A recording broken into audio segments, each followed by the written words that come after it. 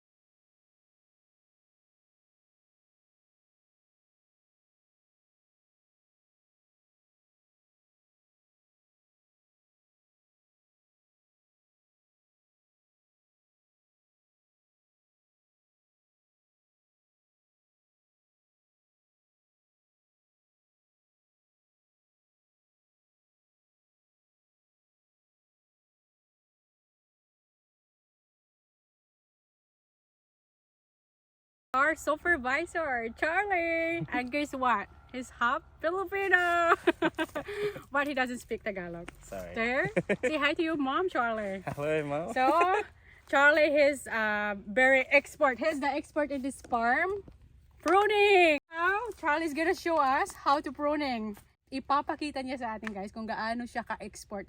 Grabe, ang dami ng puno na naputol niya. Napakabilis. He's very fast. There we go, Charlie.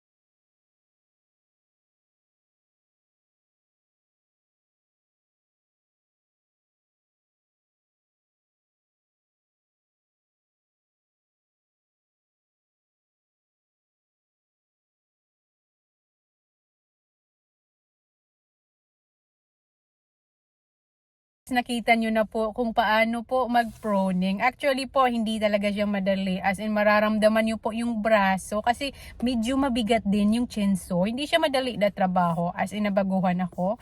Pero po, maganda naman ang kitaan ng proning kasi per puno po ang binabayad nila. Kailangan talaga maraming puno na ma-proning mo. And also, hindi siya madali guys. Kung tingnan mo siya, madali lang siyang gawin. Pero hindi po. Pag magpo-pruning po kayo, kailangan alam nyo po ang bawat branches na pinuputol nyo. Hindi lang yung putol, kayo lang na pagkaputol. Otherwise, baka maputol nyo yung branches kung saan namumunga yung prutas. So, kailangan alam mo talaga yung ginagawa mo. Si Danny and si Charlie, napaka-expert po nila, napakabilis. So, bawat punuan po guys na mapruning nyo ay binabayaran po kayo ng $1.50. So guys, baba po muna tayo. Pupunta po ako sa post office para mag-collect po ng parcel ko for silver button. Oh my God, baka magsirado na sila. Ay, mukha ko sobrang pagod guys, no? Nabaguhan sa proning. Oh my God, guys, nandito na yung silver button ko. I'm so excited. I'm so happy guys kasi reward ko to guys dahil finally na-reach na po namin yung 100,000 subscribers. So, mag-unboxing po ako bukas kasama si Sylvester kasi tulog pa siya dahil galing yan sa daycare while working si mom. As in, sobrang happy ko po. Ganito pala ang feelings na makatanggap ng reward from YouTube. Galing pa talaga to sa Amerika. They sent it to me to Australia. Thank you po sa mga nag-subscribe sa aking YouTube channel. Without you guys, hindi ko ito ma-reach. So, bukas na po mag-unboxing si Mariel Lasse. Hindi ko talaga to bubuksan until tomorrow. So, abangan nyo po guys bukas mag-unboxing po si Mariel Lasse ng silver button. May pangalan ako dyan.